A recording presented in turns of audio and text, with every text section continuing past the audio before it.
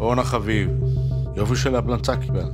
אנחנו מחפשים מישהי עם ניסיון בנדל"ן שתעזור לי פה. הנה, זה נראה לך זמן טוב ללמוד מקצוע חדש. מה אם זה לא יסתדר? אופי, הוא נתן לי צ'אנס. מנהלת אדמיניסטרטיבית זה בעצם יד ימין שלי. אפשר להרים משהו קטן? אני חושב שיכול מאוד להתאים לך בזום. 39 מעלות, לא ירדה לי מהידיים. בואי לאמא. היא עדיין חמה, שערי איתה. מרגישה יותר טוב, נכון? שיחקת אותה. יצא לי, לא תכננתי. מהיום אנחנו עובדים אצלה. שכחתי, מאמי, שכחתי, סליחה. אני אדבר בשמחה. רגע. אוקיי, אז נדבר מחר, בסדר? מה, אין לו חיים? מיכאל ליביץ'.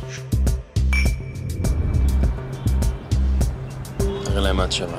אבל אני אעשה של מכה שתרים אותנו. היית מעולה היום. מבינה כמה כסף עשית, את קולטת? אוי. תדליק את האור, בני. תגידי, אורנה, אי אפשר לצחוק איתך? יודעת, אני מאוד השתדלתי לפרגן לך על הקריירה שלך והנסיעה לחו"ל. די, תתעוררי.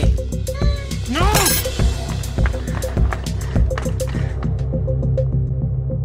אורנה, נכת. מי שירצה, להשיג אותה.